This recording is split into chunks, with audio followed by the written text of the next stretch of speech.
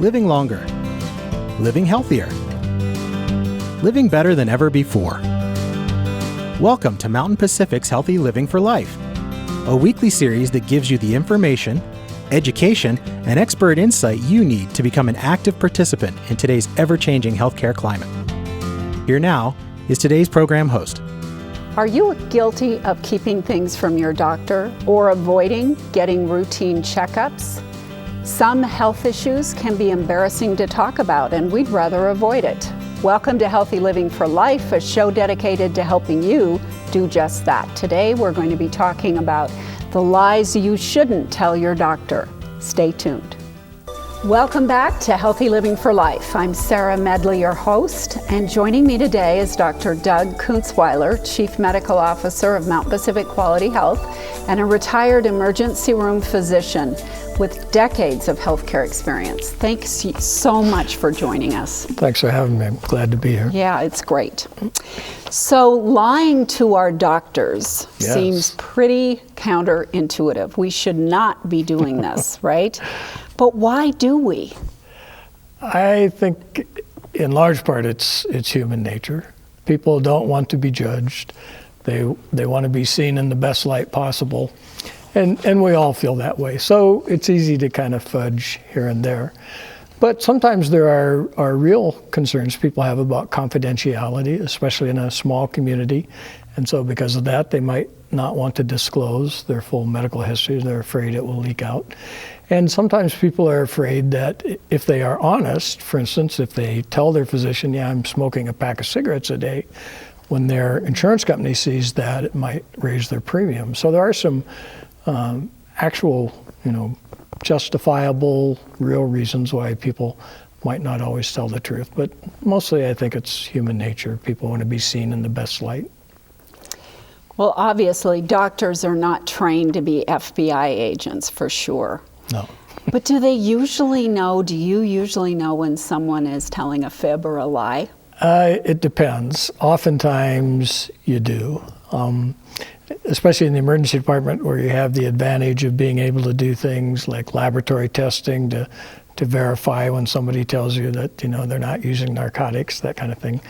And sometimes, if somebody has gained 30 pounds and they tell you that, I'm exercising every day and I don't eat a thing, that's not true.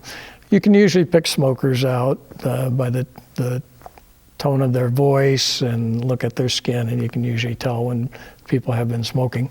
So sometimes you can, but a lot of times it really isn't obvious.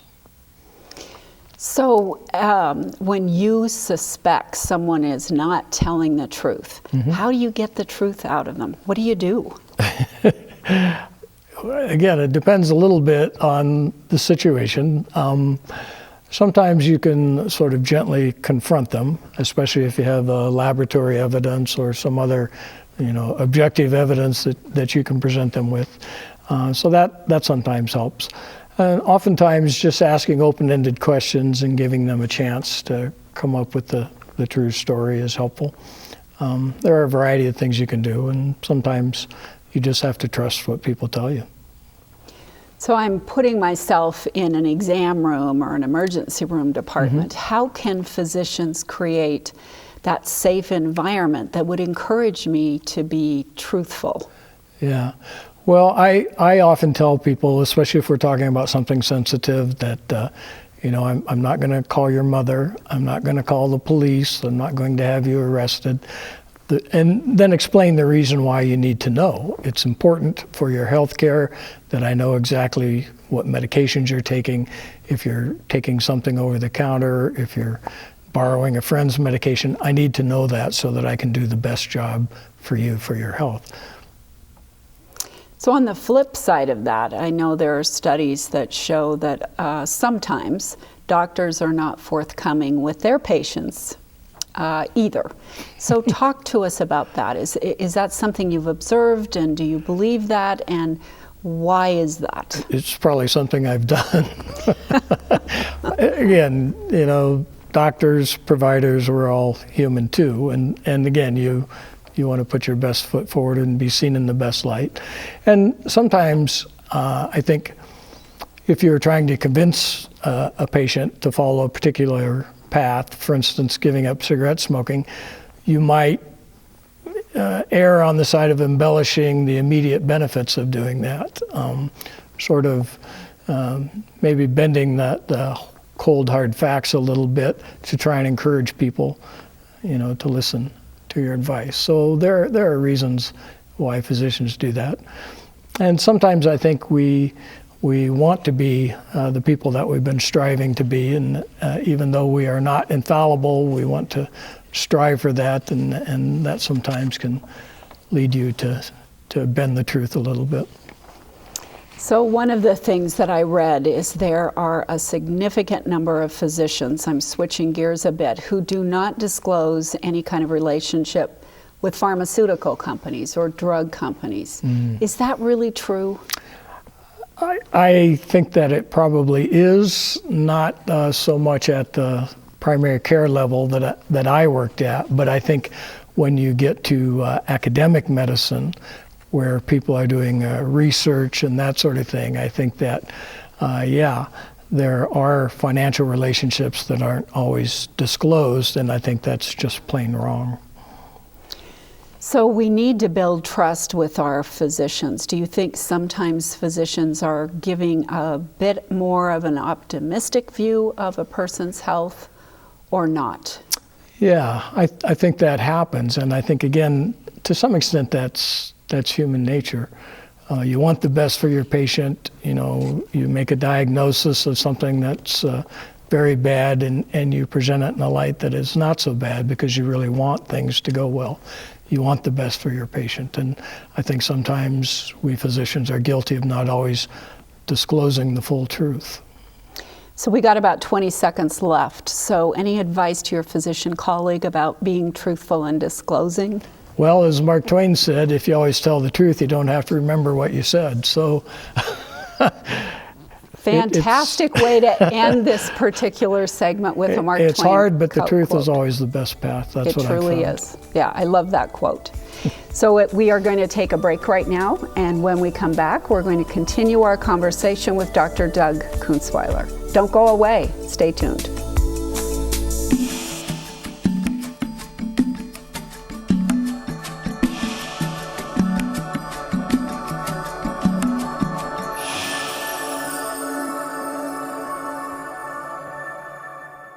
Welcome back. So joining us today is Dr. Doug Kunzweiler, Chief Medical Officer of Mount Pacific Quality Health. So thank you for hanging in there with us for our next segment. Glad to be here. So we talked about some of the more common things, but we didn't talk about specifics. So we'll talk about alcohol and how some patients underestimate in their description to their physicians how many cocktails they might have a day. Yeah, I think people are worried, again, that they might be labeled, so nobody wants to be thought of as an alcoholic. So that's a common one to underreport to your physician. And of course, in the emergency department, we were rather cynical, and as soon as the patient gave an answer, we automatically multiplied it by 3 to come up with what we estimated was their actual intake.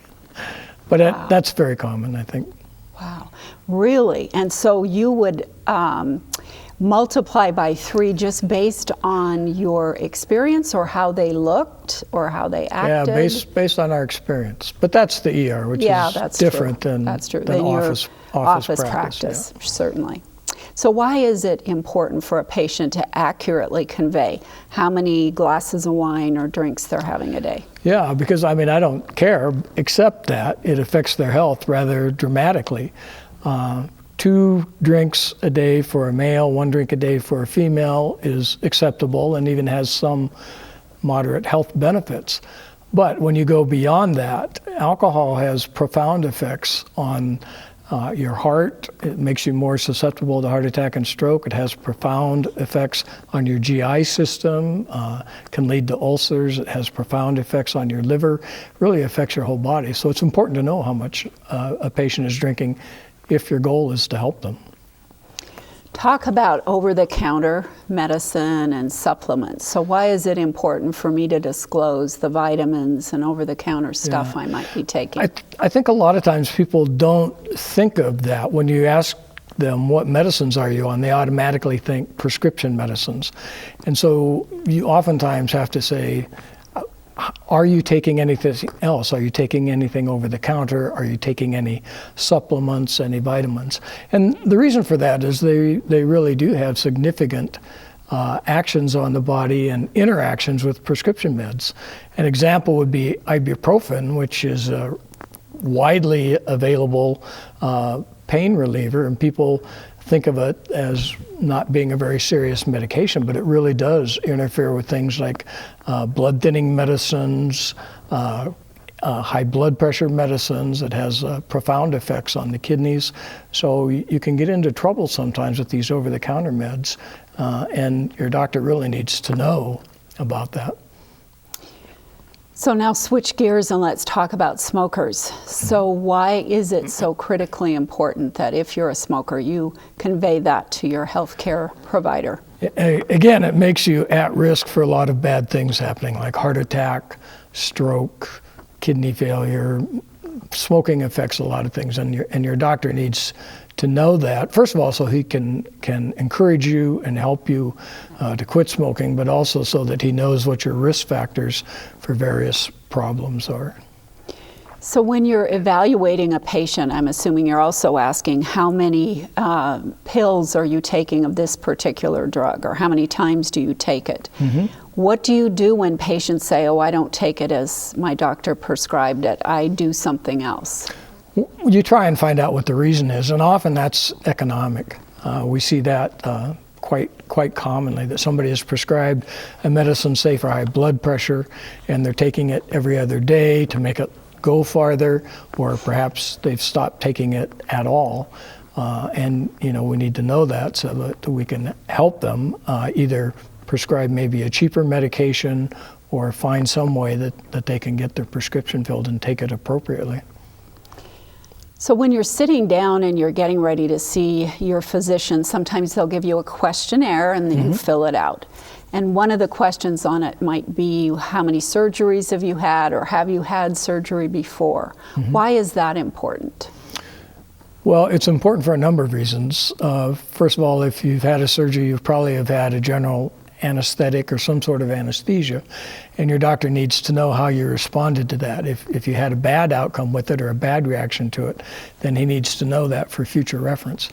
And then every time you have a surgery, it has an impact on your body. For instance, somebody may have had some form of plastic surgery, say a tummy tuck, and they think, well, that's sort of embarrassing to disclose that, and the doctor doesn't really need to know that.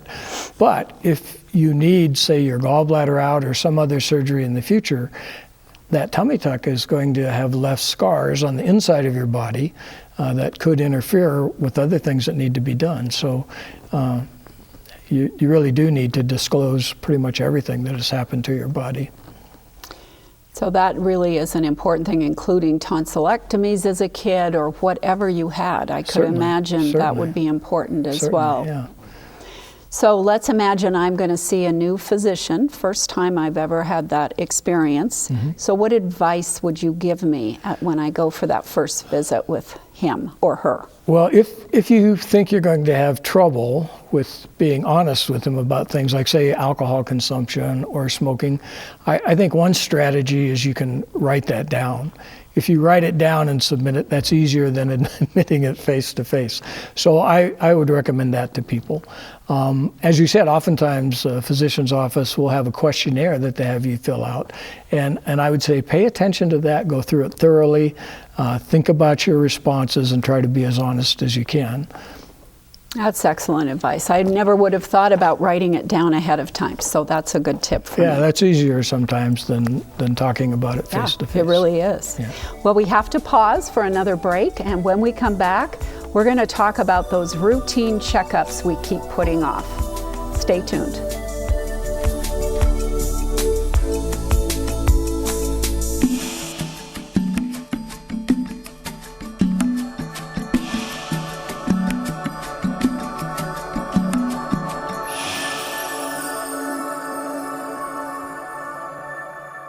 Welcome back. We are with Dr. Doug Kunzweiler, and we're talking about ways we are dishonest with our physicians and why we should stop and be more truthful.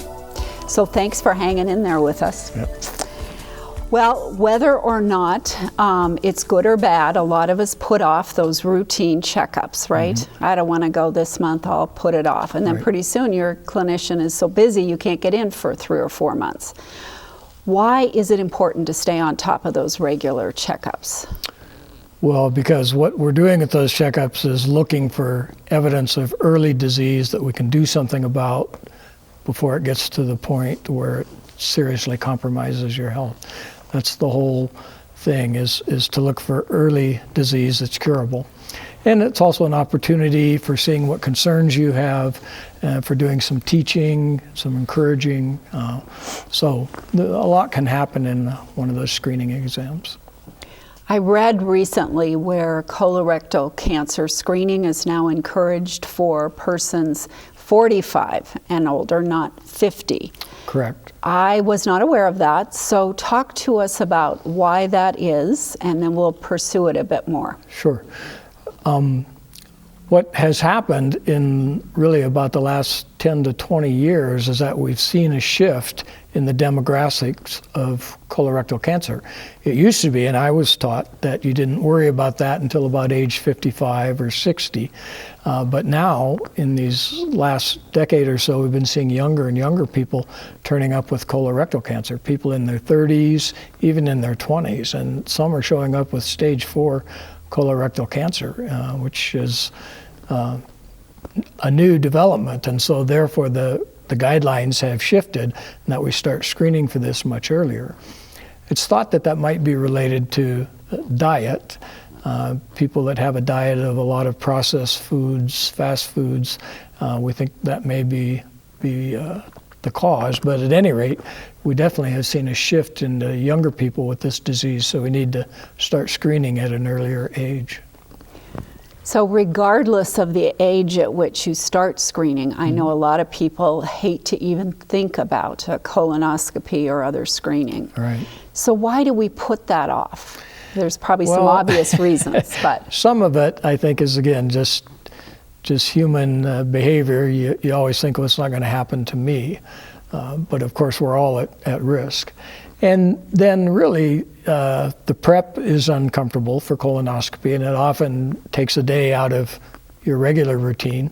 The day you have the colonoscopy, you aren't able, because you're sedated, you're not able to do anything that day either. So you have to kind of try and fit it into the schedule, and we're all busy, and it's very easy to say, well, I just don't have time.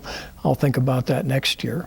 But you don't want to let that keep slipping away, because as I said, this is a way to detect disease at a stage where we can do something preventative. So I think mammograms are also put on the back burner for some female patients. So why is that the case, and why is the checkup so important? Well, I think, again, it's an uncomfortable exam, can be. It takes time out of your day. Sometimes the cost is a real factor. We know lots of people don't have good insurance in this country. Either they don't have any at all, or they are underinsured and it doesn't cover screening sorts of tests. But again, breast cancer is one of the leading killers of women, and if we can detect it early, it can be cured. So that's the reason there. What about Pap smears for women? Pap smears are important too. Cervical cancer is a very common cancer among women. It's easy to detect it with a Pap smear, and if it's detected early, there are some really very good treatments that are not particularly invasive that can be done as long as you find it early. So we're going to switch gears a bit and talk about dental care. So why are dental exams and going to your dentist routinely for cleaning, why is that so important? Well, what we've discovered in the last few years is that our dental health is intimately related to the health of the rest of our body. And we know that people with poor dentition are at quite a bit higher risk of heart attacks and stroke. So we tend to think of things as being separate, that our teeth somehow are separate from the rest of our body. but they're not. We're all interconnected, and so good dental health is necessary for a healthy body. So we're going to now talk about our skin and why are yearly exams by a professional, say a dermatologist, looking for various skin cancer. Why is that so important? Well, because again, if you catch it early, it's easily treatable, and some skin cancers like melanoma are very bad actors. They have a tendency to metastasize early, and they are killers. Most skin cancers are rather slow growing, and if you catch them early, they can be completely cured, but you can't find them if you don't have somebody looking for them. Yeah, I think that's critically important. I would certainly agree with that. Testing your cholesterol levels is not top of mind for a lot of folks. Why is that important? It's important for heart health primarily. High cholesterol has been associated with heart attack and stroke. It's intimately involved in the process of developing plaque in our arteries that causes the heart attacks and the strokes. And so it's important to know what your cholesterol is and to alter your diet and perhaps take medication if your cholesterol is high. We got about 20 seconds left. Any closing thoughts on being honest with our physicians and not putting off those routine exams? Well, it's sort of like what we used to say about computers, garbage in, garbage out. So the health care you receive is only as good as the information your physician has to work with. Very well said. Tell the truth. Tell the truth, absolutely. It was a pleasure again to interview you, Dr. Kunzweiler. Pleasure to be here. Thank you. You're very welcome. And viewers, until next time, we hope that you will stay fit, stay well, stay healthy for life, with Healthy Living for Life. Take care, everyone. Healthy Living for Life is brought to you by Mountain Pacific Quality Health in partnership with AARP Montana.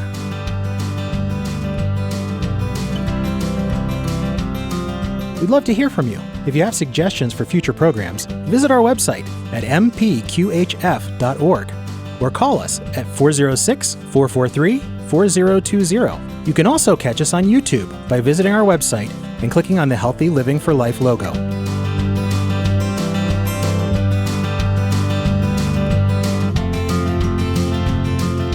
Production facilities provided by Video Express Productions.